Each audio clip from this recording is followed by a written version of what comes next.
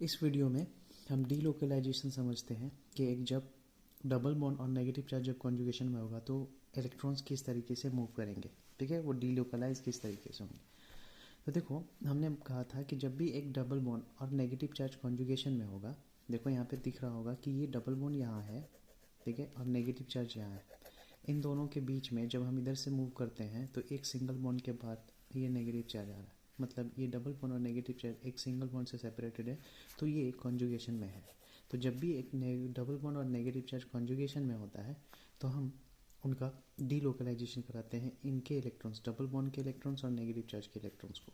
तो कुछ इस तरीके से कराते हैं कि जब भी double bond negative charge conjugation में होता है तो नेगेटिव चार्ज हमेशा मूव करेगा टुवर्ड्स डबल बॉन्ड, ठीक है। नेगेटिव चार्ज हमेशा डबल बॉन्ड में मूव करेगा, यानी इलेक्ट्रॉन, जो भी इलेक्ट्रॉन्स है वो इलेक्ट्रॉन्स कुछ इस तरीके से मूव करने वाला है, इस डायरेक्शन में, ठीक है। नेगेटिव चार्ज डबल बॉन्ड की तरफ मूव करेगा कुछ इस डायरेक्शन में। तो चलो इसका हम डीलोकलाइजेशन ड्रॉ करते हैं कि किस तरीके से डीलोकलाइज होगा। तो देखो, पहले इस बॉन्ड लाइन स्ट्रक्चर को हम लोग कंडेंस्ड फॉर्म में कन्वर्ट करते हैं। तो देखो हमारे पास कार्बन कितने हैं, 1 2 3 और 1 4। तो ये 4 कार्बन हम ड्रॉ करते हैं। सी कार्बन 1 2 3 और ये 4। इनके बीच सिंगल बॉन्ड है, इनके बीच डबल बॉन्ड है, इनके बीच सिंगल बॉन्ड है, और इनके बीच सिंगल बॉन्ड। इस कार्बन पे 2 इलेक्ट्रॉन, जिसके वजह से एक नेगेटिव चार्ज है। तो देखो इस कार्बन पे टोटल कितने बॉन्ड बना रहे हैं ये कार्बन, 1 2 3, यानी एक इसका वैलेंसी बच रहा है तो वो हाइड्रोजन के साथ होगा।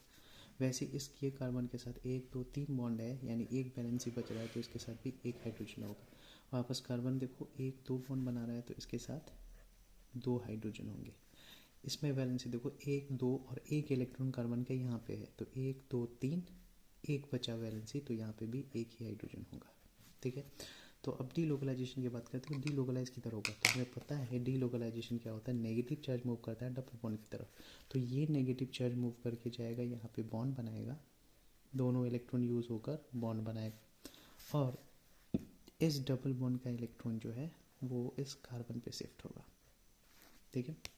तो जब ऐसा होगा तो फिर नेक्स्ट स्टेप में ये कुछ ऐसा बनेगा कि ये रहा कार्बन, हाइड्रोजन, और यहाँ पे डबल बॉन्ड बन जाएगा क्योंकि ये पर्पल वाला इलेक्ट्रॉन क्या हुआ, यहाँ शिफ्ट हो गया है।